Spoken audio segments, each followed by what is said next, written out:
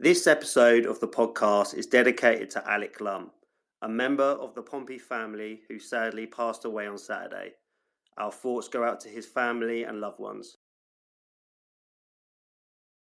Hi, I'm David Norris and I'm serving up the perfect podcast, Pompey Platter with Russ, Daz and Haz. Play up, Pompey. He used to be a waiter, did David Norris? Well, he served up the perfect cocktail here. Sierra back to goal, Lang. Needs a bit of help. With this from Lang, what can he do? Still there, Lang! Lang! You wouldn't believe it! Cross comes into the near post, headers into the net! Shock the team! Surely Pompey are heading for the championship! Portsmouth are promoted as League One champions! Good evening and welcome to the Pompey Patter podcast. This is episode 21, Super Matt Ritchie. I'm joined as ever with Haz and Russ. How you doing, guys? You all right? Yeah, all good. Absolutely buzzing. 2 wins to talk about. Haven't had that yet, have we? No, 2 wins, and I just got back from my boys' match who won 9-1, so even more buzzing. Right, why did they concede that one goal? Penalty. That's poor. And it weren't a penalty. Sack them all. I think it was a sympathy penalty. Was it Sam Allison? No, it was worse than that. I mean, it's hard to narrow down a ref that would give away a poor decision. Not just, it could be anyone. Sam Allison doesn't actually look that bad, to be fair, at the moment, which is saying something. But yeah, so 2 wins, 5 goals, 2 goals conceded. I think I can smell a promotion push coming on. So let's go ahead and crack on with the podcast. We're going to start off with a Middlesbrough review, then into a Stoke City review. Then we look forward to West Brom and Millwall. Haz versus Daz. Harry's Who Am I? And then we're going to have a little quick chat of 2 years of John Mousinho. So, he's shit, isn't he? Yeah, he's terrible. So, Middlesbrough at home on Saturday. 2-1 win. Come from behind with Super Matty Ritchie getting us the 2 goals to give us the 3 points. Harry, what's your thoughts on the game? I knew you'd come to me. I just had a spoonful of granola. Yeah, it wasn't an easy game, was it? They're probably the best team we've probably seen at Fratton Park this season. That's why they are where they are. We said it would be a tough game in the build-up to the match. We knew it wasn't going to be, I'll say, as easy as the likes of Bristol City and Swansea at home. They weren't particularly easy either. We started off a bit dodgy, didn't we? Kind of from the kick-off, they almost scored within the first minute. They hit the ball forward, and Ogilvie kind of misheads it. And it ends up with a shot from Latte Lath, and Schmid puts it round the corner. And they started strong, Middlesbrough, so they probably deserved their lead in the first half. Overall, you'd probably say. Do you really think that? I was really disappointed when we went 1-0 down because their goal come from nothing. I know they had that chance straight away. Sorry to interrupt. I must have. I've seen the game differently. Clearly. Yeah, well, I thought they had that one chance in the first minute, and that was it. Well, no, because Hayden Hackney put one over the bar, which he should have. Yeah, but that was after the goal, wasn't it? Yeah, but it was. When we went 1-0 down, I was like, "How the fuck are we 1-0 down?" I just think maybe it's because teams higher up are more clinical than ourselves, or teams around us. So, yeah, I don't. Maybe I thought we were really unfortunate to go in 1-0 down. Well, I just didn't think we started as strongly, which is the complete opposite. And obviously, what Mousinho had said for the Stoke game was a complete opposite because we started off quite slow, which is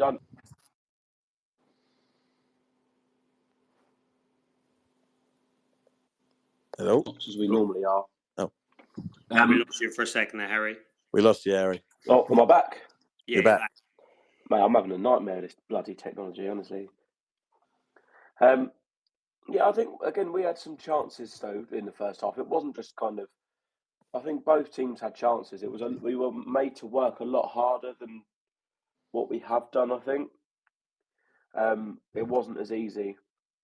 No, they were 100% better than what we've been playing against, and I wasn't disappointed that we went in one like we should be winning. I was disappointed. I thought this was kind of like an even game in my eyes. I thought a 0-0 at half time or 1-1 at half time would have been a fair reflection. Yeah, I mean, it's difficult, isn't it? Because I think it's hard. I keep trying to mix up the bloody games. That's the problem. I think the high press again was effective though, because we were working, and obviously you had the part where the keeper passed it straight to Murphy, and Potts put one wide, and Potts had an earlier chance as well from the high press working again. So you would have thought by now the teams that come away from home, no matter who they are, would know what we like at home, and that the high press is going to be a significant part of the way we play.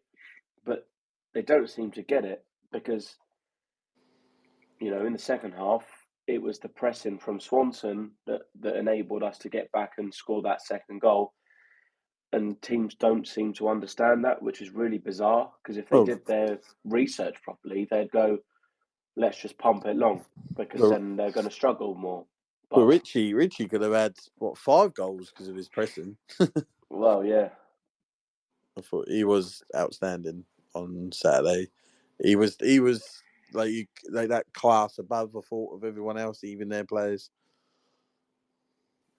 Yeah, I think he's starting to really he's started to turn it on a little while now, hasn't he? But I think every week, even last night, you just see him getting better and better every time. Obviously, their goal, I felt the same as well. I thought their goal came against more the run of play. Obviously, it showed how dangerous they are and how quick they are in that sort of turnover.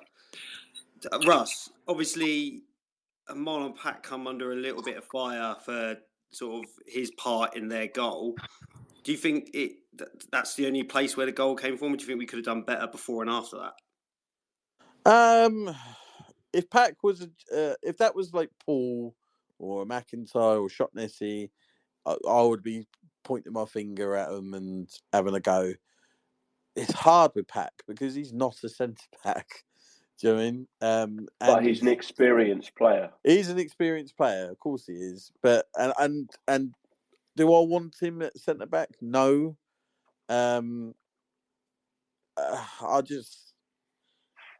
Yes, he was at fault for the goal. Let's put that out there. I also think that they're I'm trying to remember his name. They're number 10, but it's like Bergsorg, is it? Bergsorg, yeah. I thought in the first half he had a really good game. I thought he disappeared in the second half, and he was the one that flicked it over his head, if I remember rightly.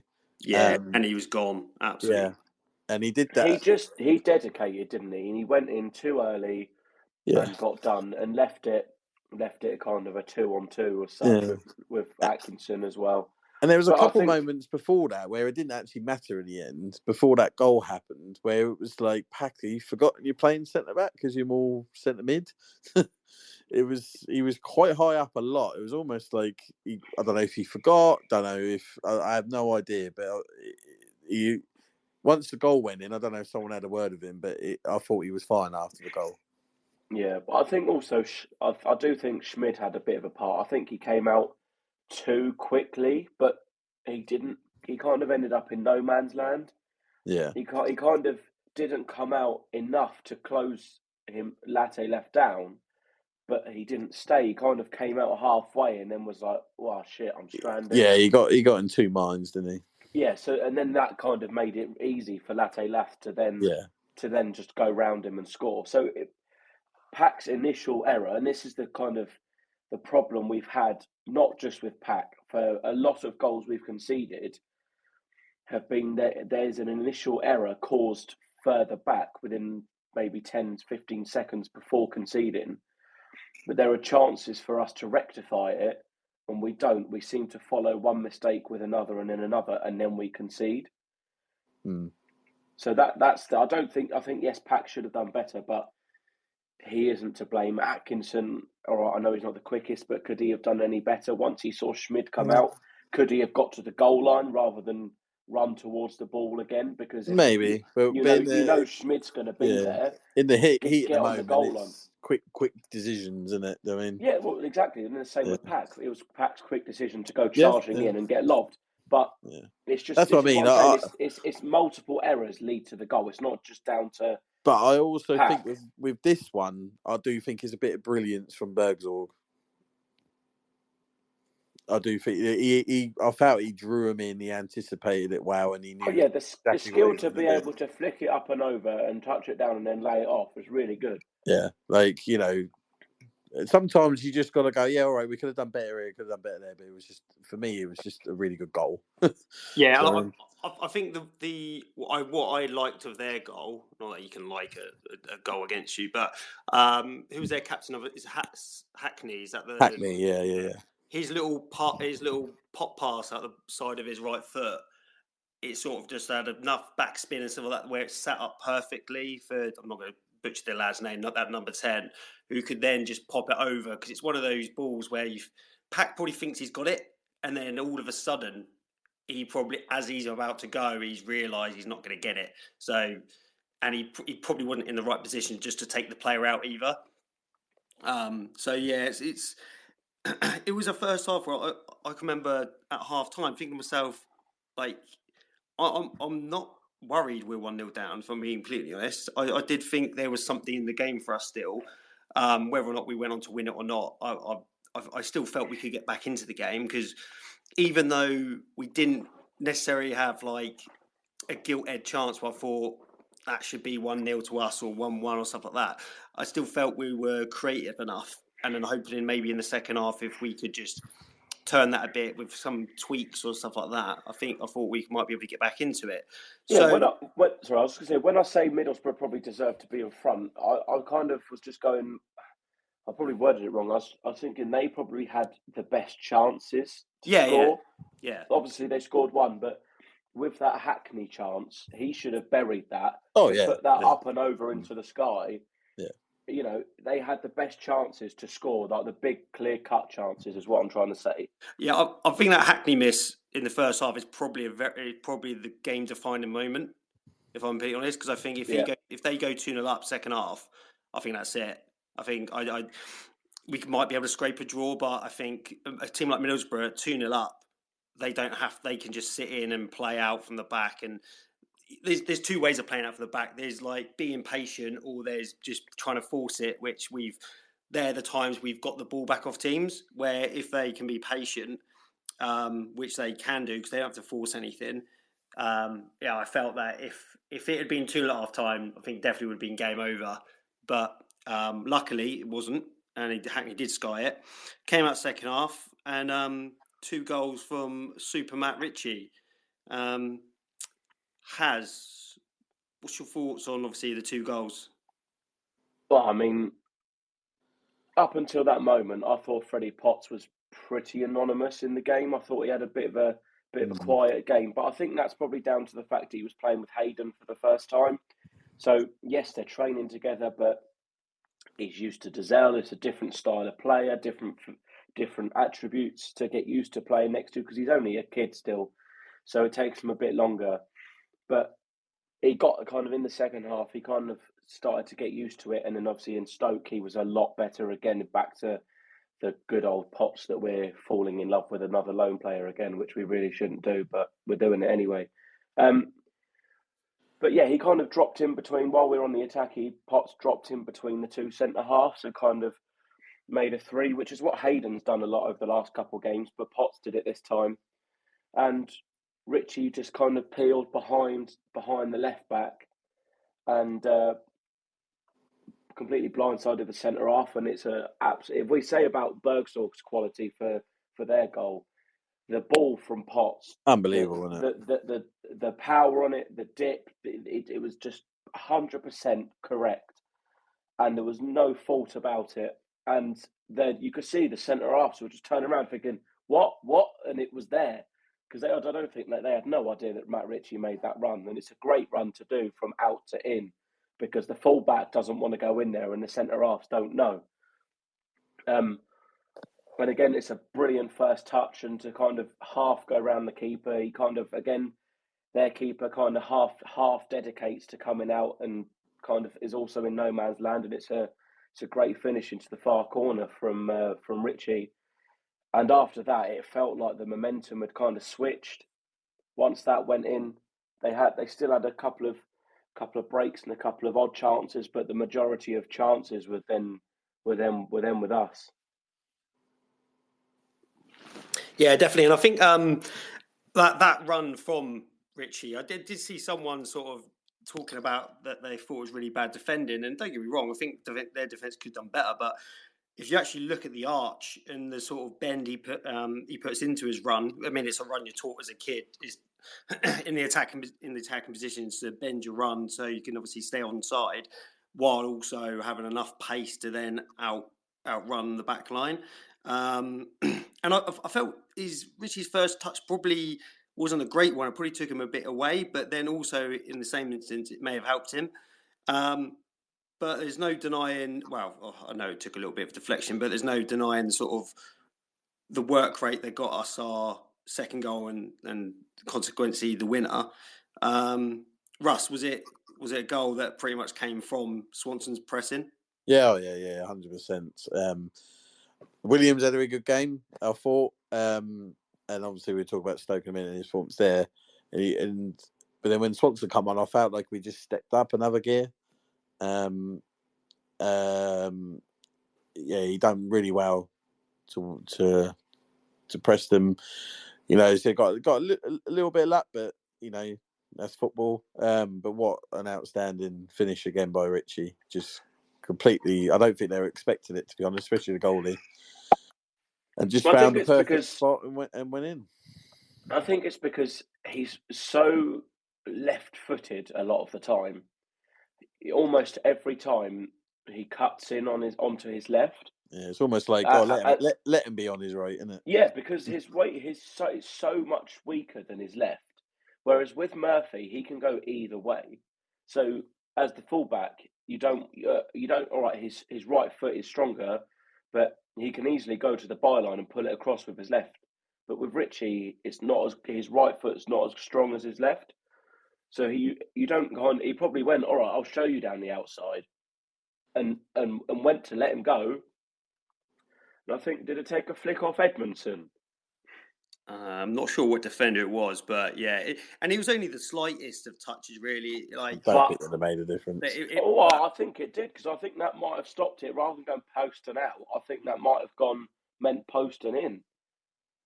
Yeah, maybe. I mean, it's one of those things where I'm so glad Ritchie scored both goals and he was a match winner for us. Because I'm mad he didn't do it Tuesday night when I picked him to score. Yeah, how hard he's worked recently, how good he's been. Don't get me wrong, he's deserved a goal, but he's deserved to obviously be a match winner for us. And I bet since he's come back, he's been dreaming of being the person that won us a game. And I'm so glad he was able to get it at Fratton Park, and with a big chunk of the season left to go, because it means he can be another match winner, which would be good. But is there anything else you guys want to talk about or touch on for the Middlesbrough game? Yeah, I thought first half we really controlled him. I thought Isaac Hayden was outstanding in the first half, but you could tell. I felt until we scored, there was not a lot going on. It was kind of like they brought the goal near our box, we won it back. We went near their box, they won it back. And it was just kind of back and forth and nothing really happening. And I felt like we lost the midfield because of his fitness, right? Not because of his ability. He started doing like what you call lazy passes because he was just not up to speed. And then as soon as obviously we scored, obviously with him still on the pitch, but once Dazelle come on and we had that bit of energy again in midfield, I thought that's when we really took control of the game. And I also want to say how outstanding Rob Atkinson was in that game as well. Oh, I'm just falling in love with all of the loan players, and it's really upsetting. Again, we've got players in that are really making a difference in it. Like we've got Hayden, a really strong spine, haven't we? You think over the last 2 games how good Hayden and Atkinson have been, Unbelievable. and they're not fully fit yet. No. So wait until they're fully fit and can play. I know that Atkinson played 90 yesterday, but he probably won't be playing 90 at the weekend because he's not going to be able to do that 3 times in a week yet. But wait until they can, or they can play 2 lots of 90 minutes in a week. Yeah, that's when we're going to really see the quality, and they're going to be stepping it up again. It kind of reminds me of going back into 2006 when we brought in Mendes, Sean Davis, Pamero, where you could see their quality, they just didn't have the fitness. And then as soon as they were fit, that's when things changed. I mean, look at Ritchie. I mean, we've been talking about Ritchie, and obviously the name of the episode's on him, and he's a prime example, isn't he? That where he started off slow because of his match sharpness and stuff like that, and now he's up and running. Obviously, you hope that sort of Atkinson and Hayden don't take too long to be at their absolute peak, but it looks like they're not far from it already. So that's a good sign. And obviously that might be down to the fact, obviously they've had been training, even though they haven't been playing. They've obviously been training with their sides and stuff like that before they came to us, and probably playing in certain under 21 or under 23 games where I don't think Ritchie had much at all before he turned up. So we are happy to move on, or anything else? One last thing was, why did Middlesbrough wear a blue and white kit?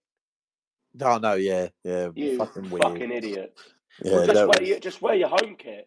That's one of those things, though, because we've got red socks. It depends. I think it's a thing with the kit manufacturer, because sometimes they want you to play in the whole kit, and if you can't play in the whole kit, it has to change. I think we've done that where we've then worn blue socks or white socks with our home kit, haven't we? Yeah, but as Daz said, it's probably down to, I don't know who makes their kits. You know what I mean?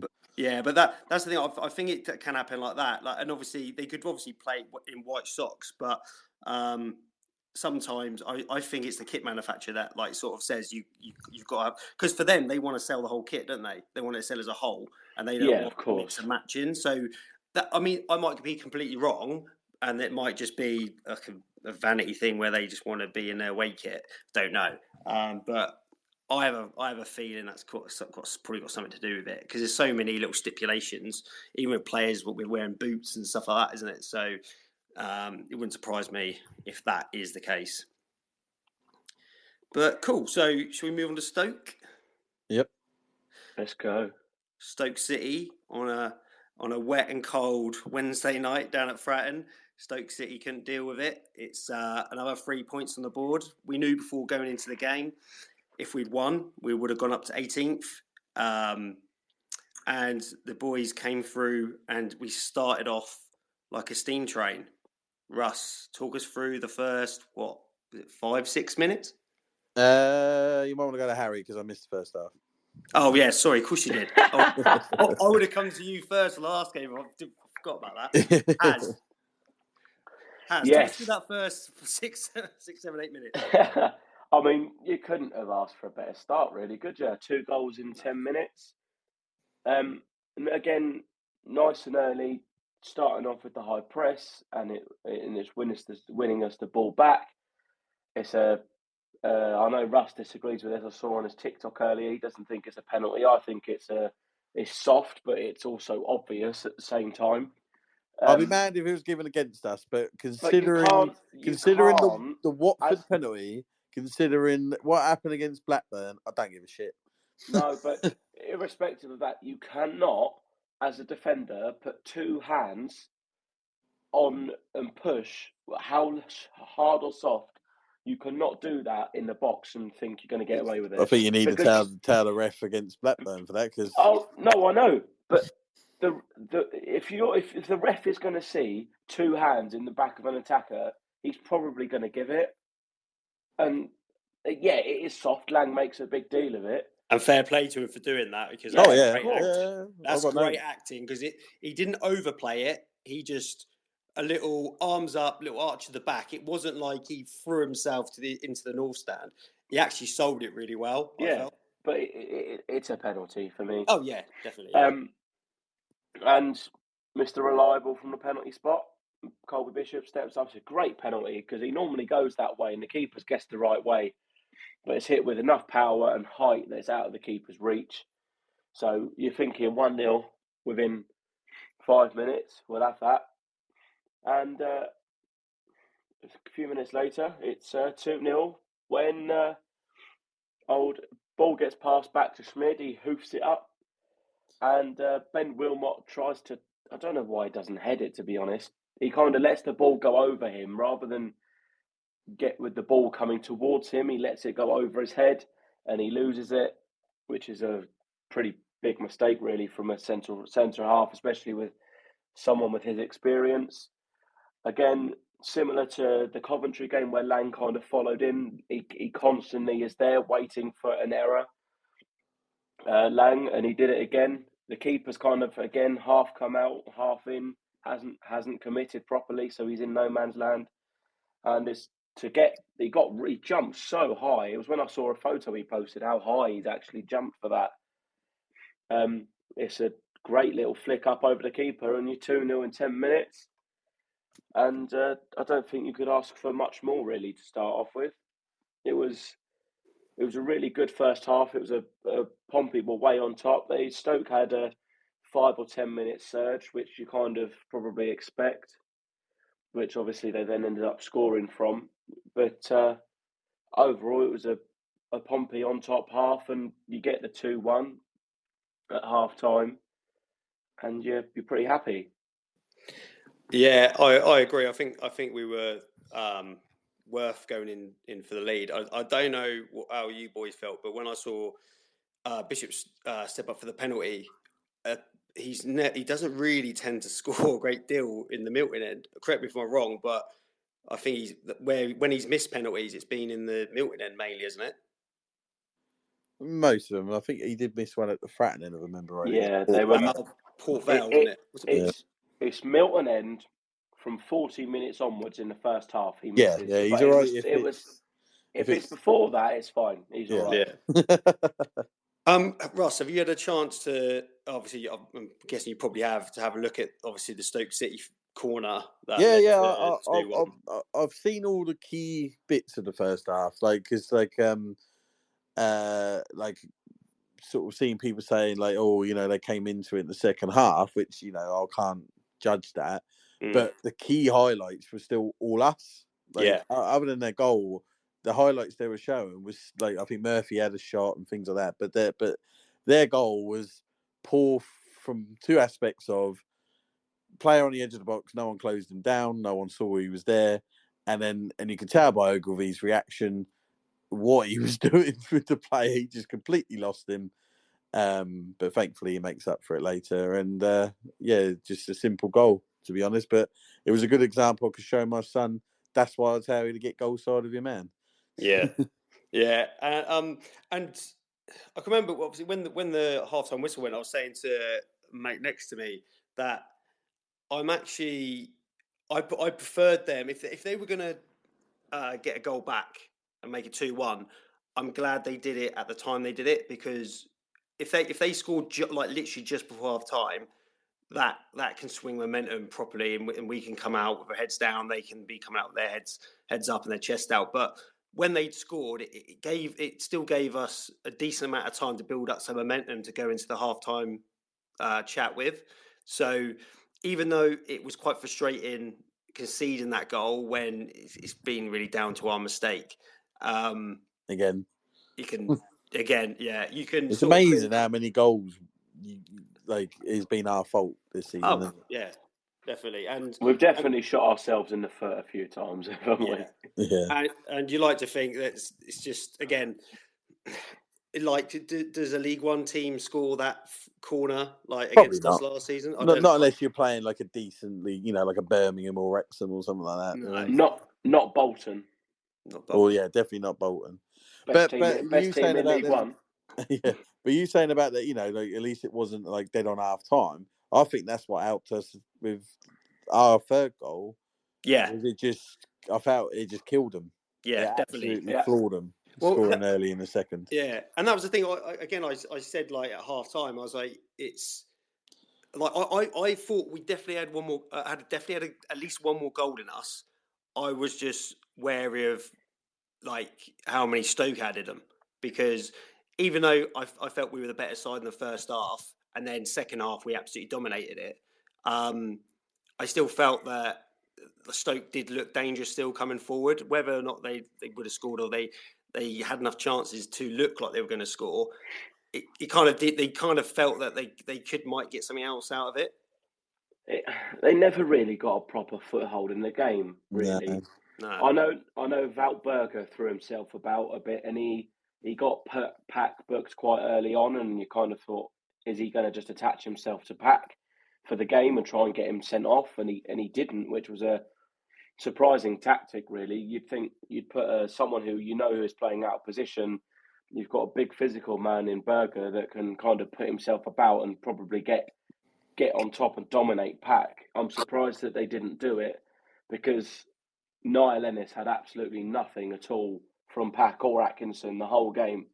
They were playing it long. They were just meat and drink every single time. Well, like Kumas was awful when Williams had him in his pocket. Oh, sorry. Do you mean Cafu? Yeah, Cafu. I mean, so honestly, outstanding. I actually think that's probably one of the best individual performances I've seen from a player in a long, long time. Yeah, he was. Cafu. Obviously, I only saw the second half fully, but I text my dad that during the game was like, Jesus, Williams having a good game, and then he said, "Yeah, it was like the whole game." Every time Kumas, he barely got past him, and if he got past him once, he did not get past him a second time. And even then, Kumas went off, and what's his name? June Ho, the number 10, he came on and went on that side instead. And Kumas went out to the other side because he would had no luck. And he pocketed him as well. Yep. It just... Cafu wishes he was as good as Jordan Williams. Oh, yeah. Like, he won 71% of his tackles, 1 block, 3 clearances, 1 headed clearance, and 11 ball recoveries. Yeah, it's brilliant. He won 67% of his ground duels. He just dominated. He just had everyone in his pocket that he needed to. And for someone that we kind of said on the pod, and I said to a couple of my mates, when he was injured, he's your third choice right back right now, because Devlin and Swanson have done so well. Why don't you loan out Williams or sell him? But then he comes and does that after being injured. 2 decent performances. Now what do you do?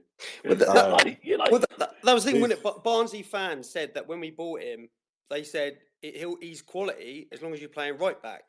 And obviously, he started off at right back. I wonder how many games he's played right back. But that's it. I don't think he played many, because pretty much after that, he was playing centre back, wasn't he? And then, for a couple of games, then he got injured. So again, he's a player that's not been really been able to get up some momentum. And if I remember rightly, didn't he start the season? I remember Leeds, he had a good game. Yeah, he was right back then as well. I'm going to have a look. I'm going to have a see how many games he's played right back. Yeah, but I think I don't know how many games, because he has played some, because him and Swanson were kind of swapping centre-back roles, weren't they? Yeah, they were playing on the right of a back three, weren't they? And that's the thing, is like when you play players in their natural position and you give them a bit of time, then and I mean, I was the same as you boys. I didn't see where Jordan Williams was going to go, because obviously how the season started. But right now, for me, based on it depends if he wants to rotate on Saturday, which we'll come to in a little bit.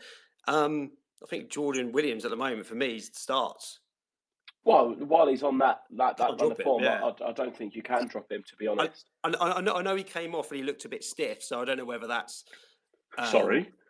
Yeah, well, I think he I don't blame him. He enjoyed that performance so much. He played that well. I don't blame him. I think it was just a bit of cramp on it, which is understandable for playing. What did he play? Over an hour on Saturday, and then another 88 minutes last night. He's still coming back. It was his first 2 matches back, so I can kind of understand it. Yeah. So he's played 14 games in the league, and he's played 8 at right back. And in the 8 games he's played right back, we've only lost 2. All right. Good And stat. that was Cardiff and Plymouth. I think he's just maybe because he's not like Swanson's quite a flair player for a right back. Because he's got that ability with the ball at his feet. Like he can find that pass and he can get forward and he can score. Whereas Williams is a different kind of right back.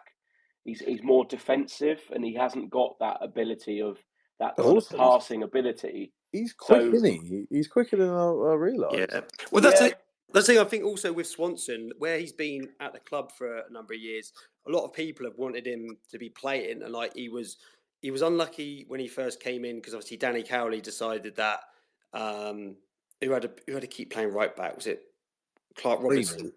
And like when Rafferty was out injured, and Cowley didn't want to bring him in, and everyone was sort of begging for Swanson to come in. And then when he did come in, did well, but then he's sort of been in and out, hasn't he? Because obviously he picked up a few injuries and that.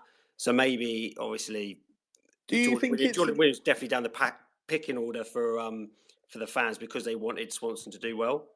Do you think talking to Swanson is a bit, maybe not a worry, but and I know he's had some injuries, but how long is this? What, his 3rd season? Yeah. You would have thought by now he would be the right back and end of. I think it was those injuries, wasn't it? And then obviously when Rafferty came back, like Rafferty, he couldn't get Rafferty out of the position, could he? Because he was quality. But that one now, you can't drop William. You just can't drop him. No. It's unfortunate because when Swanson's kind of got himself in there, he's ended up picking up another little niggle, and then he's ended up coming out and losing his place. Yeah, he's just always been unlucky that he's had a decent replace. Like Devlin came in, done well. Hence why he only got given a year's contract. Yeah. Yeah, like what? Obviously, I'll probably mention him when we go on to the West Brom and Millwall preview in a bit, actually. But yeah, is there anything else you guys want to talk about regarding Stoke City? Is there? I like the fact Lang's celebration. I want to point out where he went over to, I believe, the kids of Alec, and sort of blew a kiss towards the direction of where he sits and where they were sitting. Yeah, I also saw John Mousinho, saw some images, and I saw the picture of the flowers, like I think last night. But I also saw images of John Mousinho taking over a bunch of flowers to his seat and laying them down. And I think the club did really well to remember Alec. And obviously we were going to mention about the Just Giving page, and you can do an online, I can't really call it, book of condolence and stuff like that. So if anyone wants to go on there, it doesn't matter if you knew him or you didn't know him. Just obviously, it's nice to put in some words there, just sort of show Alex's family and loved ones some support. But yeah, it was. I think the club did well to remember it, and fair play to Stoke City, their players. I think they wore black armbands as well, didn't they? Their players. They did, yeah. They did, yeah. And their fans were really good with it all and stuff like that. So it just shows that. I think there's not exactly a rivalry, but obviously there's a footballing rivalry when you're playing against each other. That both sets of fans, players, and all that lot can sort of just remember what's actually most important. Sometimes football isn't the most important thing when there's so much other stuff. And I think that's Saturday and yesterday definitely put things in perspective. No, absolutely, and it was lovely. The fact the Stoke fans joined in with the minutes applause as well. It's always nice, as you say, they're the opposition, but you put it aside for that point, and you even had some Southampton fans commenting on the post saying rivalries aside, them to kind of showing their support, which is a lovely touch. So. Yeah, and that's it. I mean, at the end of the day, we're all humans. Okay, when it comes to football, we hate each other for the team we support, but it doesn't mean we can't be just decent human beings and just pass on respects and love and stuff like that. And I'm glad the team were able to get 2 wins, and hopefully that's another dedication to Alec. Lovely. So, do you guys want to move on to the previews for West Brom and Millwall? Yep. Yeah, lovely. Yep. Well, I thought we could kind of mix them together, just because obviously there's like a question that was on the radio, which obviously probably a thought for everyone is, what do we do for West Brom, Millwall? Do we rotate? Yeah. Like, taking in the fact that our away form isn't great anyway, do we save the sort of strongest start 11 in inverted commas on Tuesday? Russ, what's your thoughts on that? Yeah, but not overly. Does that make any sense? Because I think we can, like, you could play Dazal instead of Isaac doing. Yeah. Instead of Isaac Hayden. You can. What do you do about Atkinson? I would rest him. I'd play Towler and Pack. Yeah. I wouldn't bring in the Aussies yet. I reckon Tuesday you start Matthews. Yeah. I would start on Tuesday, 100%. So I would, and then maybe even Williams. You know, for that you could have, which is quite nice now. You could probably have Swanson, Pack, knowing that Pack's not going to play Tuesday night. Towler and Ogilvie, and you'd be pretty, obviously, we keep saying we don't really want to see Pack in defence anymore, but for one more game, it's not the end of the world. You would have, I'll bring Giselle back in for Isaac Hayden. I would rest Ritchie. Maybe play Devlin on the wing, or.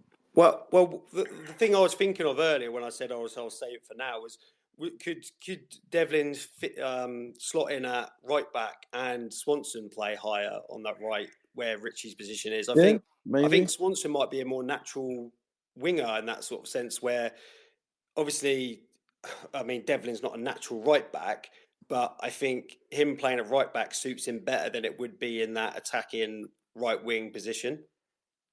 I think when Swanson's he's come on a few times like right mid, isn't he? He came on the other last night. Yeah, right, that's what he started on it before Williams got a bit stiff and had to come off. So yeah, I probably would rather Swanson there. He just looks more natural there. The issue is, so defensively we can swap around. Probably midfield. It's the attack, isn't it? It's the attack. Issue. Yeah, it's because the only. Are we going to really want to play Sadie up front against West Brom? Well, you don't have to necessarily. The only thing, like, you think of the substitution of having Devlin and Swanson on yesterday showed exactly where Harvey Blair is. Yeah, because you have an actual right winger on the bench. Well, Harvey Blair, if Paddy Lane was fit, he wouldn't be there, would he? No, but exactly my point is that even though he's there, he's literally there to make up the numbers. Yeah. So you're kind of stuck. Probably what I would do is you'd probably give, because Lang needs a rest. I mean, Murphy needs a rest as well, because he had a bit of a quiet game last night, but I think he's just tired. Murphy was dead on his feet at some point in the second half. Even though he's one of those players that once he got going and running, he looked all right. It's that first start bit you could just see you so slow pushing away. Yeah. But who do you play? That's what I was thinking. But this is the problem. I think you could put Sadie as the 10, and then you put Lang on the right for the first half, and then at half time you bring on Ritchie instead. But then you're still left with Murphy on the left wing. Really, we really need to sign a winger tomorrow, really, don't we? Yeah. Before the deadline. Yeah. Well, we need, really, you need a winger and a 10, really. Or the only other option is make sure you get a winger in before the deadline before Tuesday, so then you can play Murphy Saturday, because then you just rest him against Millwall. I think you obviously Hayden Matthews will be confirmed after the weekend, but I don't think there's going to be anyone else before Millwall. I don't see it unless they've got something like in the pipeline that's managed to keep quiet, because obviously Hayden Matthews came out because of the Aussie press broke it first. Well, they always do, don't they? Well, yeah, it was a big move for them. It's big for them over in Australia. So yeah, it's massive. They're buzzing about it. It's a record deal, wasn't it, for Sydney? Apparently, yeah. Which is good. Rising to 1.2. That's a lot of money for an Aussie club. Yeah. But the only other thing is, do you have Waddingham on the bench Saturday? Yes, I think he will be on the bench. Yeah. Yeah, probably instead of Blair. Tell you what, I was watching. I know clips like they can make players look good, but he does look good. Yeah, he looks. But I know it's we've a got shit league with all the Pompey dads going, oh, but it's only Australian, but he kind of fits what we are. Like that boy runs like a bit like Lang. he probably would have been brought in anyway, but would have wanted to be loaned out. But with the injuries we've got and availability of our other strikers, he's going to be needed this season. And you've just got to remember, if he gets to come on 80, 85 minutes and replace Bishop, it gives Bishop 10 extra minutes rest or whatever, and you play balls in behind if you can and let Waddingham run onto it. Just don't have. There should be no pressure on that kid this half season. He's going to be here.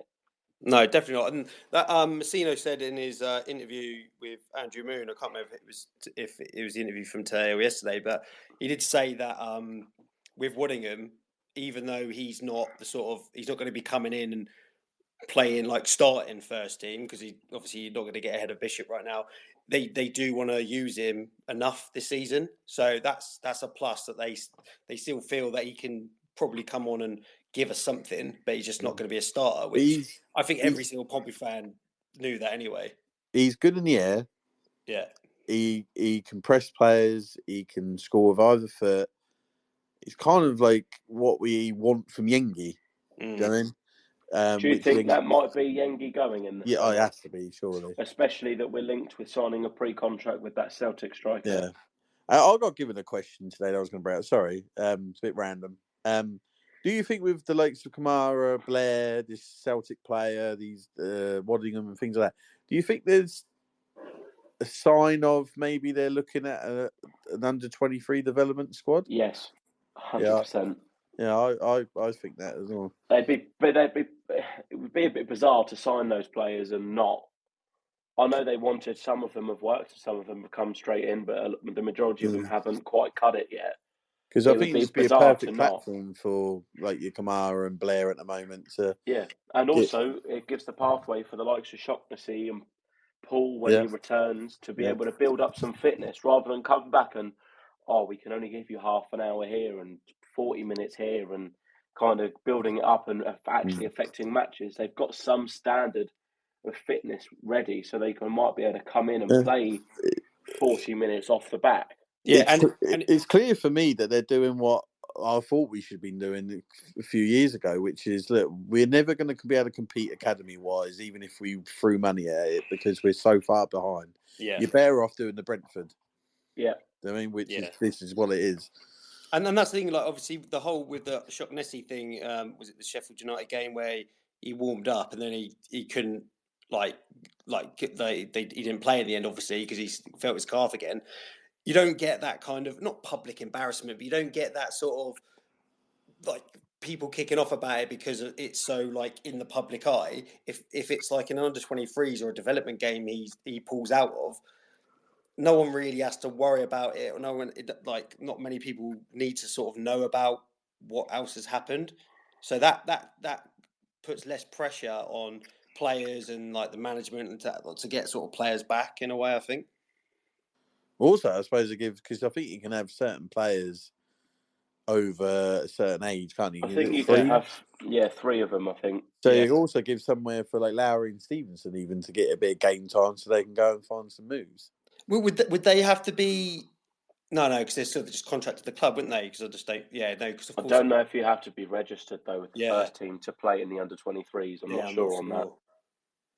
Because that's the thing. Because in the under-23, especially for like the Premier League teams, they still have their squad numbers. But then saying that, didn't Tom Huddleston used to play for Man United, being a coach? Yeah, he wouldn't be registered for Man United, would he? Jay Spearing, I'm sure he was He played for Liverpool's under-23s. I think at the age of like 35 or something. Yeah, and Tom Huddleston wasn't part of the United squad, so. And Scummers had that. When we played them in that is it Hampshire Cup game, they had that. Then the lad got sent off because I think he was basically an older player that just played in that youth setup or youth development setup, and I think he's like nearly 30. I think so. I think that was a similar thing with that. But yeah, so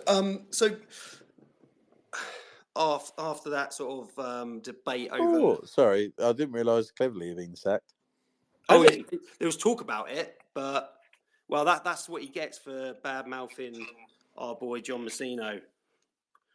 Jeez, how have they managed? Oh, why would you do that? That just seems bizarre. It's Watford. They do it all the time. It's like that's probably one of the most unsurprising things to happen. I'm surprised he lasted as long as he did. Oh no, wait, sorry, they've literally just put a post up. So I'll just see someone saying he's been sacked. 8 minutes ago, the club put up saying that he will be in charge for the game on Saturday. But that's it. That's all they said. Actually, that's the most surprising thing I've heard tonight. Then, yeah, he'll be in charge, and the speculation over his position is just speculation. So watch if they lose to if they lose to Coventry, watch him get sacked. Yeah, exactly. We'll 100%. See. Right, should we go on to some scores? Yeah. Well, he's still a knob for bad mouthing John anyway. So 100%. Don't mess with our John. Exactly, and his quarters it. Right, so West Brom result and goal scorer, please, Harry. I'm going to be positive. I reckon our away performances have improved over the last few times. They haven't won in 4. They've got 2 draws and 2 defeats in that. One of them was for Middlesbrough. So I'm going for a 1-1 draw and Connor Ogilvie to score in back-to-back games. Nice. Russ? I'm going for the same score. I think they got 14 draws. They love a draw, West Brom. Draw FC. Yeah. Annoyingly, I was going to go Ogilvie. I could see us scoring from a corner. I doubt would Atkinson play? It's difficult not knowing who's definitely going to play or not. That's why I was going to go Ogilvie, because he's definitely going to play. You know what? I'm pretty confident Pack will play, and I'm just going to go Pack because I generally don't know what the team's going to be. Yeah, I'm 1-1 as well was something I thought, so I'm still going to go for 1-1. Jesus Christ! And I'm going to go for Swanson. What's the table at the moment, Harry? Well, yeah, that's the point actually. I'm more than alright to pick 1-1 because Harry, for the Stoke City preview, stole my 3-1 for Middlesbrough, and he even said it on the podcast. Went back and listened to it, and then he's got 3-1 yesterday. So I'm having 1-1. I don't care. Oh yeah. Oh. Is that the first dead on scoreline one of us have got? No. No. I can't remember. No one's had a full house yet, have they? No, not yet. I was so close to one though. Because Harry, you didn't have the goal score, did you? Because you said Atkinson. No, that's correct. So I had 1-0 Norwich, Ogilvie to score. Oh yeah. I think both me and Russ had the result and a goal scorer. We just didn't have the correct score. Yeah. So the table is now, I'm still third on 16. I've pushed up a few points. Daz second on 17 and Russ first on 18. Right, okay. So there's only 2 points in it now, which has been closed up a bit. Very nice. Right. I'd just like to say as well for the West Brom game, Jared Gillett is in charge. Obviously, we love Australia, so hopefully he repays that back and gives us a nice dodgy penalty. Yeah, and the good thing about having Australians on the pitch, they can obviously translate if they need to. That's it. So that's all right.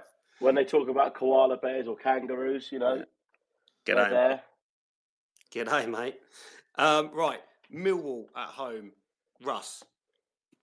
We have to win this. We have to drag them in. We're gonna win it, Russ. We have to go above them. Hopefully, if they don't win the weekend, and I want to get to this pack that are starting to break away, because I honestly think we win this game in hand, and hopefully results go our way the weekend. We are then starting to get away from it. We're starting to look behind us and go out. Because we're already 3 points clear of the game in hand. Let's say the bottom 3 lose Saturday. I think Hull got Sheffield United away. I don't know who Luton and Plymouth have got, but let's just say they all lose. Luton have got Millwall. Oh, so that needs to be a draw. Plymouth are away to Sunderland. Right, so Luton are allowed a draw, so that gives them 27 points. Derby have got Cardiff. Yeah, So they're playing each other. Yeah, so that could do with another draw. Stoke v Oxford. Oxford, I'm happy just to say, you're See out. you later. See you later. Yeah. I'd rather Oxford beat Stoke, to be honest. So then if results go our way, even if we don't get anything against West Brom, but then we beat Millwall, you're then looking at a 5-6 point gap, and that's massive because you're not playing. Teams behind you are not winning every week, are they? No. And then only that, you've got 6-7 teams behind you as well. So, yeah, we got to win. I'm gonna go for a 2-0 win, and I'm gonna go for Bishop. You bastard! Right, I had already written him down, but I will change it. Well, I'm going to go second because I went last time, so I'm going to go second because if Haz is saying shit because he's got goal scorer, because I've got one written down here, I'm going to go Pompey 3-1 and Callum Lang to score. Right, I also went for 3-1. Oh, copying me, copycat. No, I had it written down before. I will change. I'm not changing that, but I will change Bishop because I had him written down. I will go. It's a risky one. I'm going to go for Hayden Matthews if he is fit. If he's registered in time. I like it. Yeah, I like it. It's an out there one. It might not come off, but I feel a debut goal for Hayden Matthews because I would imagine. I know we'll get onto it in a minute. He'll be registered by then. He'll have his work permit, and you would play him because he's your only fit right-sided centre half. You just stick him in there. There'd be no reason not to. No, so I saw a picture of Hayden Matthews today, and I thought he just looks nice. He just looks like a nice lad. Like, Daz, calm down. Jesus Christ. You just think to yourself like, if you could talk with the if I had a daughter and she brought him back, I'd be like, yeah, I can trust you. You look like a nice lad. So, and only that, he's massive. He's taller than Atkinson. Yeah, was it 6'4"? Something like that. He looks at 20 years old is mad. Yeah. But what the good thing about Waddingham and Matthews is the fact that neither of them count towards the 25. Yeah, it's good. Yeah, no, they don't. So it keeps those stats that 2 spaces we've got at the minute currently. Yeah, with the guys that have gone. Just means you can be flexible, can't you? Yes, because then it means that we can get Jed Wallace on loan. So don't get my hopes up. That's why we haven't announced him yet. We're waiting until we play West Brom, and then he's going to come back on the coach with us, and then we'll announce him on Sunday. I genuinely think my head will explode if we re-signed him. The thing is, you've got Ipswich signing, like they just signed that new winger, didn't they? So they're going to not need another attacking player, so we'll just take Chaplin back online as well. My head would explode if he came along. Would you? Okay. Very hypothetical. Chaplin or Wallace? Chaplin. Really? Yeah. Just because I'd go Wallace. Just because I think Chaplin, he can. I don't know. That is hard. I think Chaplin, you can play as a 10 and you play up top by himself. He's actually like a striker where obviously Jed Wallace is more a player that plays all around the front three. But I think Chaplin, especially where he's at the moment and how clinical he is at the moment, I think, yeah. But you could argue what Wallace would give us being able to play anywhere across those three. Yeah. We're in need of that more than we are another striker. Yeah. So, no, I agree. It's one of these things. It's hard.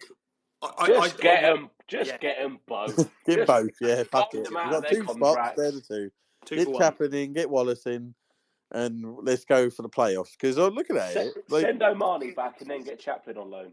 It's mad. It's mad that Oxford are only 7 points off the playoffs now. Yeah. Yeah. Well, it's the same with QPR. Well, if we win our game in hand, they're closer to the playoffs than they are the relegation at the moment. QPR are 4 points off the playoffs. Yeah. But you think of when we played them, they were rock bottom. Well, I had them down as the worst team I've ever seen. So it just shows, isn't it? It shows you just give it a time, tweak a few things, and suddenly you can be flying at the table, can't you? I suppose. Absolutely. Right. Should we move on to Haz versus Daz? Right. Yes. All right. I was really disappointed in myself when I realised that my whole Twitter account is about goals, and I haven't done a goals quiz. That I couldn't look at myself in the mirror for days. So we got 10 question, boys. I want to buzz in or has Daz in. I'm going to make clear after I've said the question. If you buzz in before, you don't get no answer. All right. So no jumping in. Wait for the question to be answered. Listen to the question carefully because some of them will have more than 1 point on offer. All right? All right. Let's do this. All right. Question 1. Glenn Johnson scored a famous volley versus Hull in a 2-2 draw. But who scored the other goal for Pompey?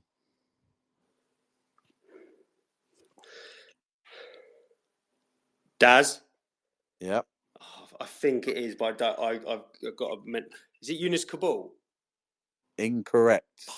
Has, you may have a free shot. Kanu? No, it was Peter Crouch. Oh, Crouchy. Right, question 2. Who was the last player to score a hat-trick for Pompey in the Premier League and what game for 2 points?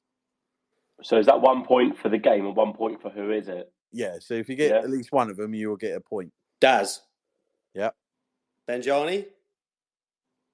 Incorrect. Is it not? Who the fuck is it? Oh my god. Was it Yak?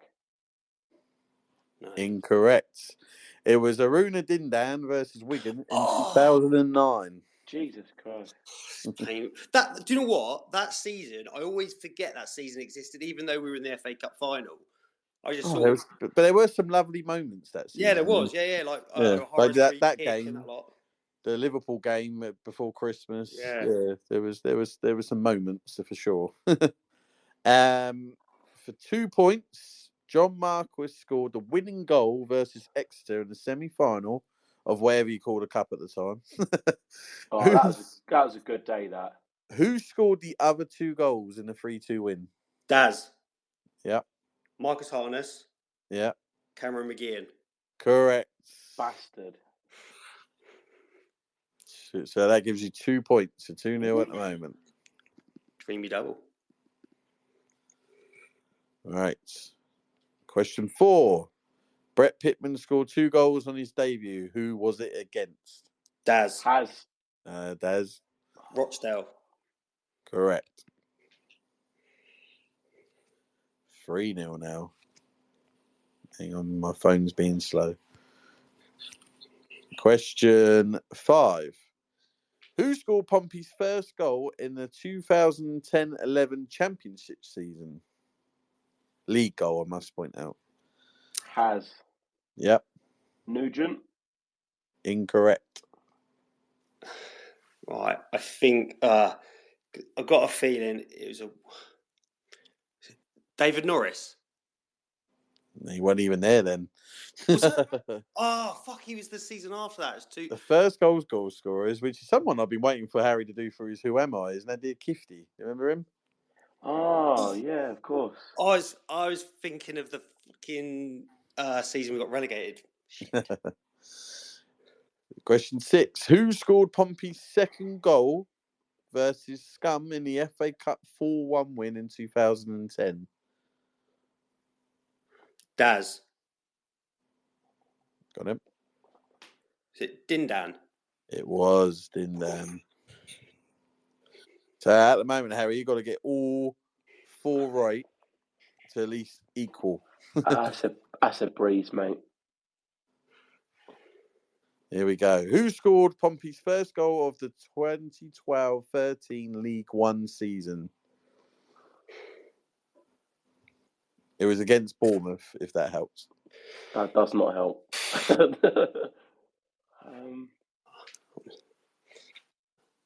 could probably have a guess when... I'm going to let Harry have a go first, though, as there's no pressure on me. I can just sit back.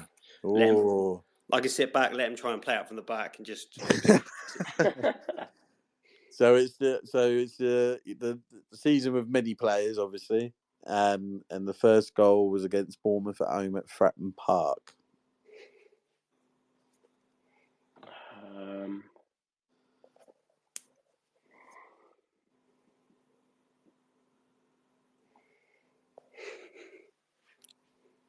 Got any guesses, Harry? I literally have no idea. I've got someone in my head. I don't know if it's right or not. Shall I just go and do it? It's up to No, you. give me... Well, you can say your name, I suppose, can't you? Yeah, go on. Daz, it's not like Isaac McLeod, is it? It is Isaac McLeod. Well done. If he had a shot for miles out, it was fucking pathetic, but somehow the goalie let it go through his legs. That was the like him and Luke Rogers were the only two attackers I could think of. Yeah. I thought of John. I was going to go. I just thought of John Akinde, but he came in January. He came in later, yeah. Was he? Yeah. Oh, him, Ajigman, and is it Rakon? All three of them came in together. Yeah. And David Connolly. Was their first game actually at Bournemouth away? I think it was because I went to that.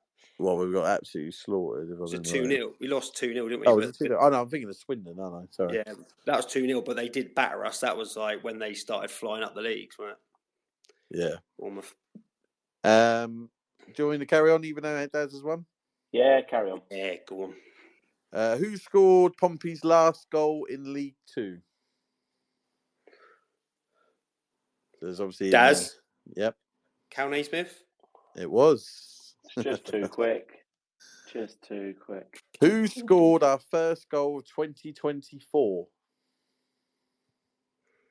And if it helps, it was against Stevenage. Has. Yep. I'm just guessing at this point because I've lost, but Paddy Lane. It was Paddy Lane. Yeah, we got 1 point on the board, lads. Not a fight watch. Because him and Bishop scored, wasn't it? So yeah. So question 10. Marlon Pat scored the first goal under Mousinho, but who scored the second in a 2-0 win? Daz. Against Exeter, wasn't it? It was. Daz? Yep. Joe Morrell? It was Joe Morrell. Well done, Daz. I would say that was quite a good win there. Haz was gaining on you. We won the last 2 weeks now, so it's now Haz 5, Daz 8. Yeah. It's a good week. You let him come back, didn't you, and just took over. Exactly, as I said, tease him and then just take it away. Right, come on, my favourite part of the week. Whatever.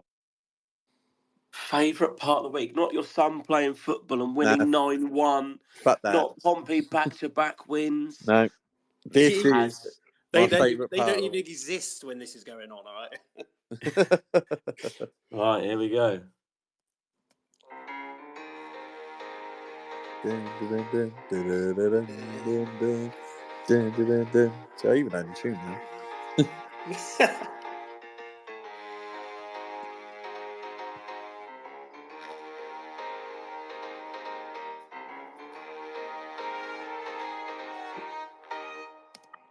There we go. I am currently composing a theme for your section, Russ.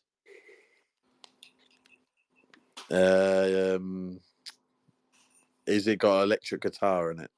I will put an electric guitar in it if that's what you would like. Because that'd be class. It is your section, so you can have it however you like. Ooh. That's what she said.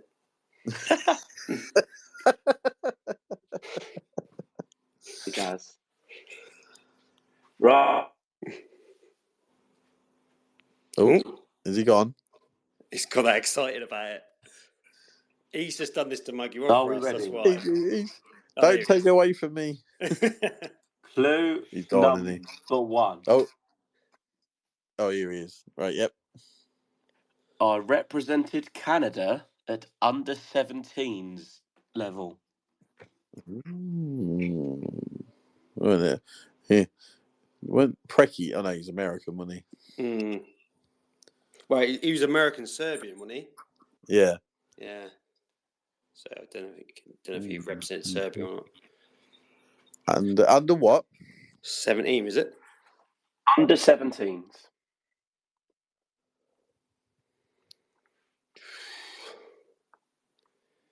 That sort of tells me that, like, obviously he went on play for us at some point, but didn't play at the highest standard because he would have gone and played for Canada's like national team unless he went and played for England. But not Begovic, is it? Who? Begovic. Incorrect. Canadian. Oh, well, we're discussing. I'm counting that as your guess, Russ, for clue 1. Oh, for Christ's sake! Right, go on, Daz. You get it done. Who's that American goalie we got from like a college? I'm just trying to think of players. What, Duncan Turnbull? I was going to say, you wanted Duncan someone. Yeah, him. I'll guess him. Incorrect. I need another clue. Clue number 2. I changed my allegiance to Northern Ireland from under 19 level, but I failed to represent the full national team, as when I was called up to the national team, I was unavailable due to being best man at my brother's wedding. Why does this give me like older vibes? If that makes sense. Yeah. Just imagine that. I bet his brother's been divorced and got remarried. Yeah. And he's missed out on an international career because his brother.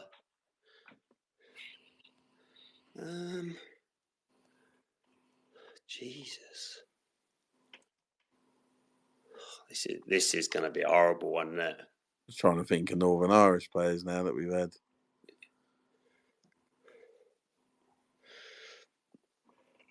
Who we had from Northern Ireland? So obviously got Devlin, White, Paddy Lane, McGeehan. Was he Northern Irish? Don't know. Might have been.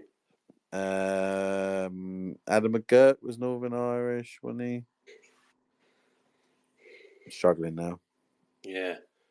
Well, speaking of older players, wasn't Colin Clark Northern Irish? Colin Clark. I can't think of him. Who was? He started in the semi-final against Liverpool. Yeah. I know. I don't know if he was actually or not. I'm sure he was Northern Irish. You know what? I'm going for him. Colin Clark. Incorrect. Yeah. I'm going to go for McGurk then as well. Also incorrect. That's fine. I'd have guessed that. I thought that might be. I've just watched Jack Butland punch the ball into his own net from a corner. Is that your third clue, or was that what you just watched? No, sorry, that's just what I've watched. Sorry. They're playing United, aren't they? So the third clue, none of these clues are Pompey related, by the way, just to make it even harder for you. Lovely. I made the controversial move in the Steel City from Sheffield Wednesday to Sheffield United. Oh. Sheffield Wednesday, Sheffield United. So you just got to think of a Northern Irish player that has played for Pompey. I'm assuming this is a Pompey player, yeah? Yes, they have played for Pompey, just none of the clues I've given you are Pompey related. The best way to think of it is just think of a player that you know who's played for Sheffield Wednesday and Sheffield United, as well as Pompey. Ooh. No, he's not Northern Irish, is he? I was about to say George Hurst, but he's not Northern Irish. I'm trying to think of players who are Northern Irish and played for both them clubs, or at least one of them of my knowledge. What was that striker we loaned when we got Mark McNulty in? He was Northern Irish, and didn't we loan him from like Sheffield Wednesday? No, wasn't he from Villa? No, he's definitely. I'm sure he was from Sheffield Wednesday. Lavery. Is that his name, Lavery? Yeah, Shane Lavery. Shane Lavery? Incorrect. I don't think that's his name. It's something Lavery. Is it Colit? It's something Lavery, though, I swear. Oh, this is going to bug the shit out of me. Harry, help me out here. Am I on the right lines? I can neither confirm or deny. I thought it was Lavery. He came from... He definitely come. I'm sure we loaned him from Sheffield Wednesday, but wherever he played for Sheffield United, I don't know. I'm just connecting dots of Northern Irish and Sheffield players. Yeah. Not a bad guess, to be fair, though.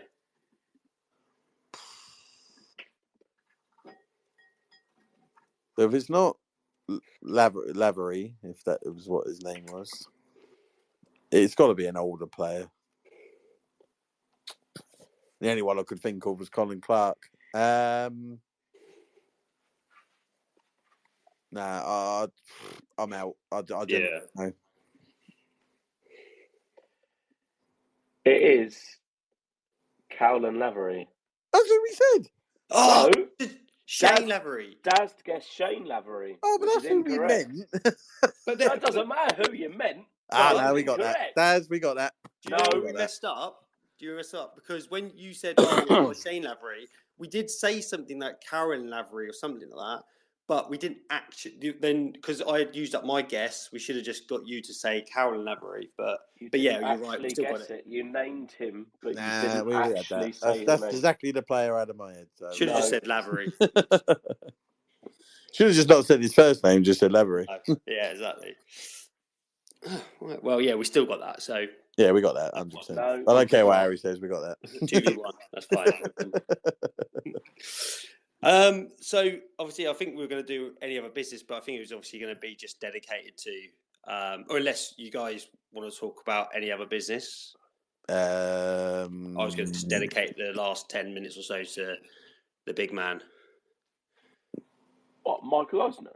Yeah. Oh, don't do that. We'll lose listeners, I reckon. John Harley? Oh, John Harley. Yeah, well, it's John Harley, Zesh Raymond. I'll be more than happy to talk about. I'll tell you quickly, is, bless him, Joe Perdomo, goalkeeping coach, set piece coach, he needs a megaphone. Because when we got corners, he's trying to shout to people and he's got such a little voice. They can't hear a word he's saying. I'll tell you what. They need to work some hand gestures these or something. coaches, they warn the shit out of me. Yeah, but it works. I don't care if it works. You don't see the goalkeeper coach go, "Whoa," every time the goalie makes a save. Yeah. Well, he's the same person, so he's allowed to. It's the fact that he can't. But just imagine that. He's trying to shout. He's going, Langy, and it's like, mate, we can hear you, and I'm 5 rows away. He's not going to be able to hear you. So I don't think we should club together and buy him a megaphone so they can actually hear where they want him, what he wants them to do. I don't understand why one player just doesn't, every time from a set piece, one player doesn't turn around. Joe Perdomo does some kind of hand gesture, and then they know what they're all doing, rather than having to shout it across the pitch anyway. Yeah, it's just funny, bless him. Yeah. But speaking of set plays, our set plays since Matt Ritchie's came in full time now and Potts delivery, we look so. I feel like we're going to score every corner. I agree. That's because they're actual decent balls in that beat the first man. It's unbelievable. So if you think, obviously, if Shocknessy comes back, hopefully recently soon, and obviously Matthews, if he can come in and start playing with that height, and Atkinson as well on the pitch and that sort of stuff, like Bishop, good ease in here, and of course Conor Ogilvie, who even though he sometimes doesn't pop up with a header, he always seems to be right place, right time from a corner. So we're just adding more aerial threat in both boxes. Which you need, because if you look at some of the centre backs, I mean, I can't remember the number 6 for Middlesbrough. He's a monster. Same with some other some of the other teams. They just got Harry Soutar for Sheffield United. He's an absolute unit. Well, Carl Bartley and the other lad for West Bromwich, remember they were units as well. So you do I don't get me wrong. Like Bishop can deal with the centre backs. He does it really well, but you also need from set pieces big defenders to be able to come up and just cause some havoc, which, I mean, we're doing already at the moment. So you like to think a bit more extra height, we can maybe get some more goals from set pieces. Yeah. So obviously it's been 2 years officially of our boy John Mousinho.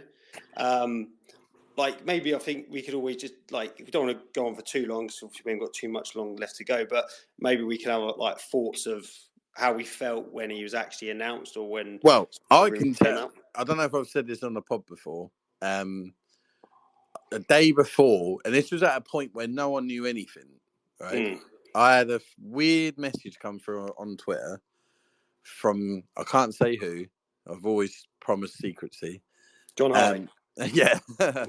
Of saying I'm on my way. Someone very, very, very close to a player. It wasn't an actual player, but someone very, you probably couldn't get much closer. Someone's nan's cousin. No. It's literally immediate. Said, "Can I phone you? Can you give me your number? I want to phone you." And I was like, "Okay." Do I give my number? But I knew who it was. I knew it was someone to do with a player. So I thought, "Where's this going?" Sort of thing. So I gave him my number, and they phoned me. And they were like, "You will not believe who our next manager is." He said his name, John Mousinho. And I was like, "Who the fuck's that?"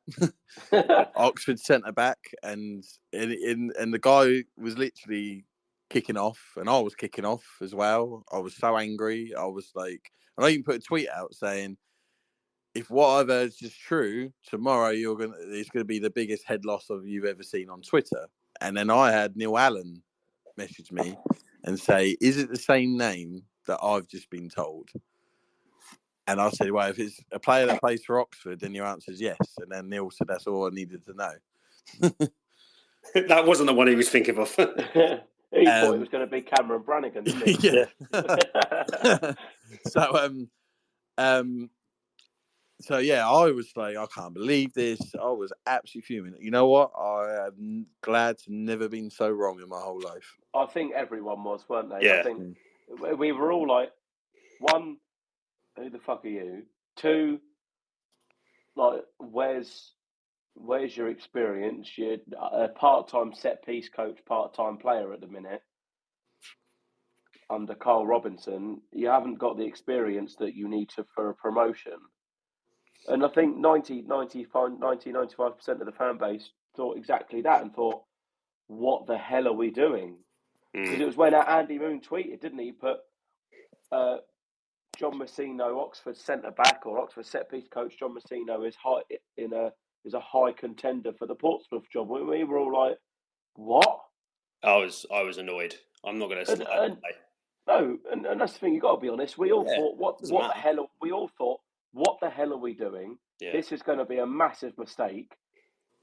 But as Russ said, I could not be happier that I am wrong. Yeah, and that's the thing. Because it's probably been, since we've been relegated, since we went through all of the financial problems, it's probably been the best 2 years that we've had as a club. Yeah.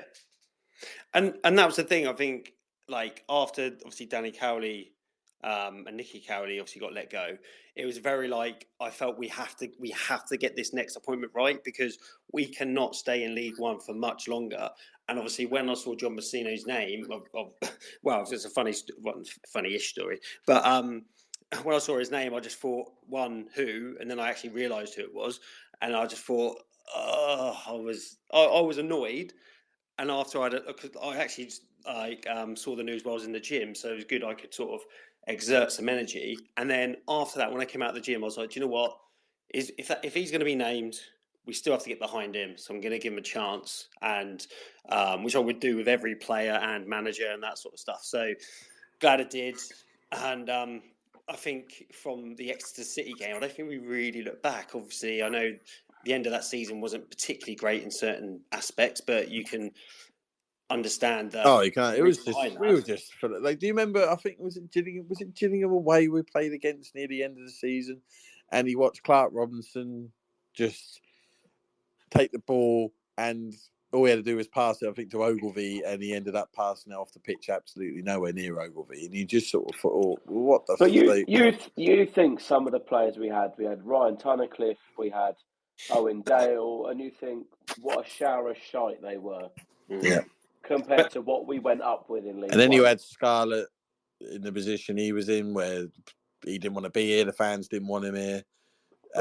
He couldn't go back to Spurs at that point because it was after the loan recall, wasn't it? Yeah. So yeah, it was just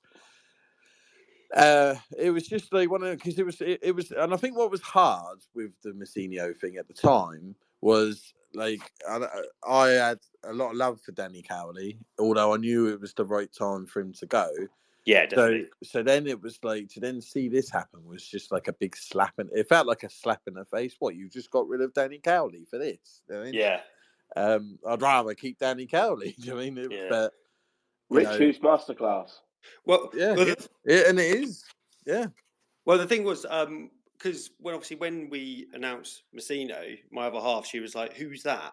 And I was like, "Well, funny enough, we've been in the same room as John Mousinho, like this season before. Because when we played Oxford away, I think we lost 3-2, didn't we? We went down to 10 men. We stayed in the hotel, which is right by the stadium." And we were having a couple of drinks before the game, and there was a bloke sat there chatting to this other guy. He had a notepad, and he had like a Oxford United tracksuit on. So I was like, I wasn't sure who he was. I recognised him. I went through the Oxford squad list, and it was old John Mousinho, literally sat probably a couple of yards away from us. And if you'd have told me from that instance he was then going to be Pompey manager in about a year's time, I wouldn't have believed you. And then if you told me you got us promoted to the Championship after that, I wouldn't have believed you either. He was on the bench against us, 2-3 months prior? I mean, it was just crazy. But, I mean, I don't think he expected it either, did he? No. Well, when he got it, he kind of went, well, I'll put my name in for the experience of having an interview and stuff. I know he knew Rich Hughes from before, didn't he? Because they met on the UEFA Pro license course. Yeah. So they did have a connection there. But you were just because you met up with someone on a course, you're not going to go, don't worry, mate, I'll get you a job at an established League One. He obviously left an impression on him. Well, yeah. And fair play to the owners for giving that trust in. That recommendation would have been from Rich Hughes, and listening to him and going, do you know what? Yeah, okay, we believe in you despite the lack of experience that we had. But it's just bizarre. Out of the Kenny Jackett we had, and he's won the most promotions out of League One as a manager than anyone else. Then you had Danny and Nicky Cowley, who have managed in 8 of the 9 top divisions in England and won, I think, 5 promotions from them or whatever. And they couldn't get us up. And then it was Oxford's set-piece coach that got us promoted in his first full season with 97 points, losing 5 times. And one of them was because every player was still fucking pissed from the celebrations from about 5 days before. I mean, it's just been wonderful, isn't it? And just to see his passion, you can see the players are so into what they're doing. Even now, we went through that rough patch at the beginning of the season. We've had to adapt and change the style of football. It's very much not as possession heavy as it was last season. We've kind of gone for the high press instead, and it's working wonders, certainly at home. He's just magical. And the day he leaves, whether he ends up being sacked for whatever reason, or he leaves to go to a more funded, bigger club, which could be a reality eventually in a year or two's time if it goes wrong here. It's going to be a very sad day, but he has his name along with the players and his staff. He has then his name in Pompey folklore.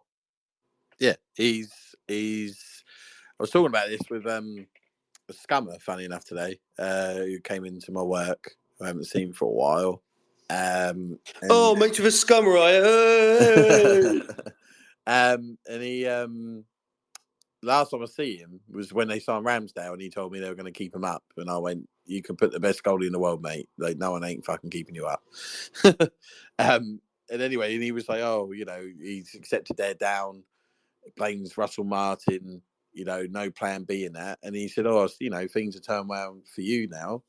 And I said, well, that's because we haven't got a stubborn prick of a manager. He was willing to go, this ain't working. I need to change it. And that is a sign of a good manager. Managers are willing to adapt, to their team. And I find he even adapts sometimes just to who we're playing against. Do you know what I mean? Yeah. It's not just we're playing this way and I don't care who we're playing and we're going to do. I mean, It's no, actually, against this team we're going to play this way, and this team we're actually going to play that way. Yeah, and the thing is, adapting when he's got no real experience to call upon, because I mean, no matter what people say, going from a coach role to the actual head coach or the manager, whatever you like to call it, it's not easy to make that transition because as just a coach, you can just give your sort of opinion and that sort of stuff. If you then want to move into management and head coach, you're the one that has to make the decisions, and it all comes back on you. No one's looking at John Harley or Jeff Raymond and saying, that's your fault. Everyone would be going to John Mousinho to adapt and change in a very tough league when you could get relegated. It takes some absolute cojones to do it. But all of them were inexperienced in first team coaching, weren't they? Because Harley was an academy coach for Chelsea. Zesh Raymond was an academy coach for us here and got promoted.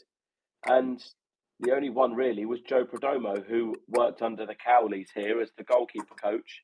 And they kept him on and promoted him as well to do set pieces as well. But the thing is, with Joe Perdomo as well, he's been pretty much. I think he was at Bournemouth for a bit with their youth goalkeepers.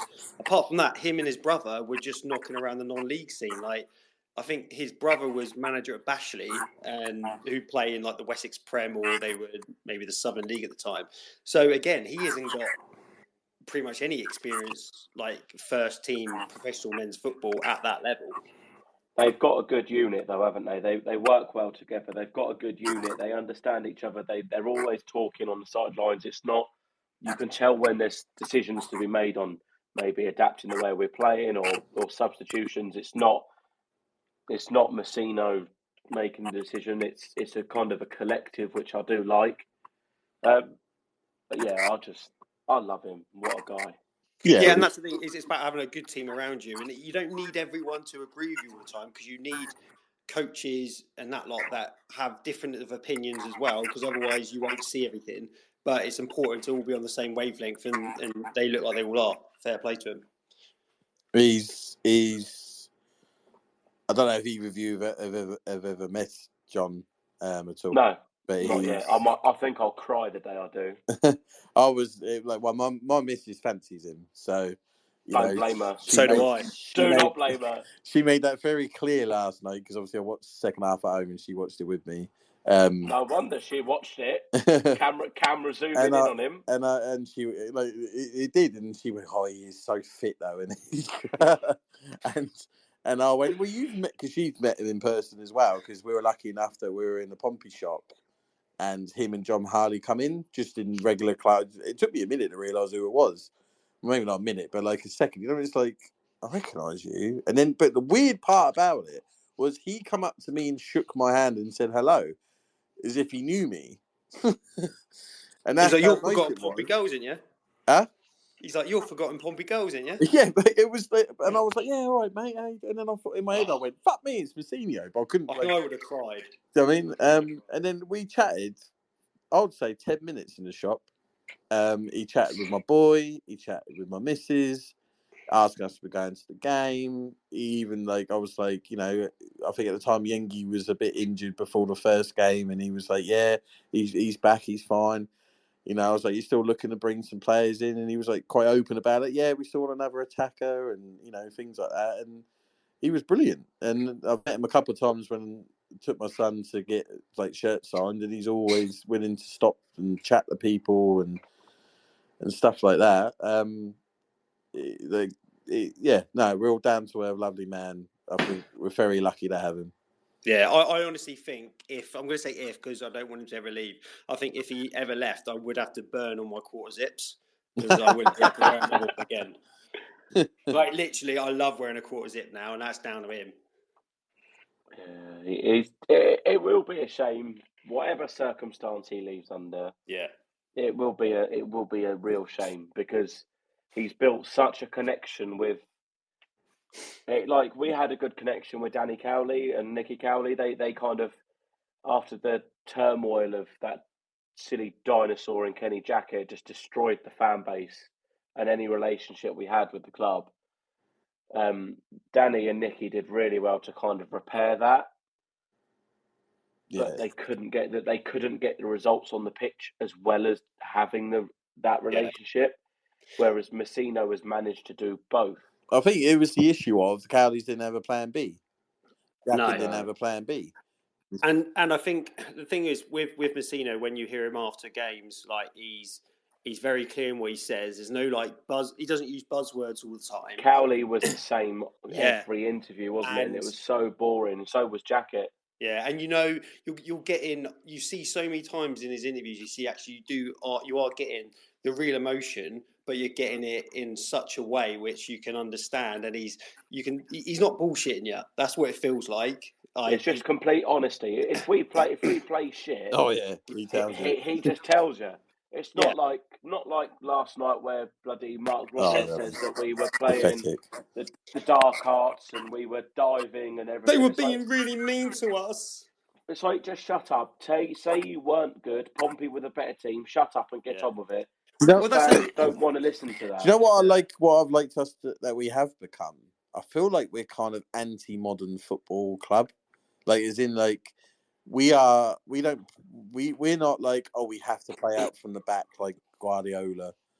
Because I call it the Guardiola effect. I feel like he's like, I think I've said it before. Like, I watch bloody under 12s try and play out from the back in a really like low level league. Do you know what I mean? Like, they're not elite level, and you just like, I feel like turns to the manager and just think, what are you playing at? These are kids. Do you know what I mean? Yeah. You're just watching League Two players try and play out from the back, and that's the thing. Playing out from the back has its time. Even during the game, like, I think we do it really well, where we do play out from the back, but if we have to go long, we go long. Like, we're not just one dimensional. We will look to play out from the back as soon as possible when we can. But if we then can't, we're happy getting up the pitch. I feel like we play how football used to be played, and teams don't know how to counteract it. But this is what we do well: is that we adapt. So we can pass the ball around the back nicely if we want to at points, and then at another point we will just go full on high press for 10 minutes and destroy teams and win the ball easily in midfield because teams can't play through it. No. And then we're getting the height in the back line and in the midfield. If the press doesn't work with the shorter players, with the attackers and Potts being less physical than, say, Hayden or Dazelle, now you've got Hayden, Atkinson and Matthews is coming in. You've now got height to counteract the long ball if that turns up. Exactly. So we're covering all bases. Yeah. So it's coming together. It is massively. Even I know the results haven't come away from home, but they could have done. The performances are starting to build, though. They're getting better. Well, like Sunderland, we could have drew. Blackburn, Watford, we were robbed. Blackburn, we were robbed. Yeah, Watford, we were robbed, and I don't really count the Bristol City and the Wycombe game because we played a weakened team in both. I mean, you're going on your strongest 11 we can put out at the moment anyway.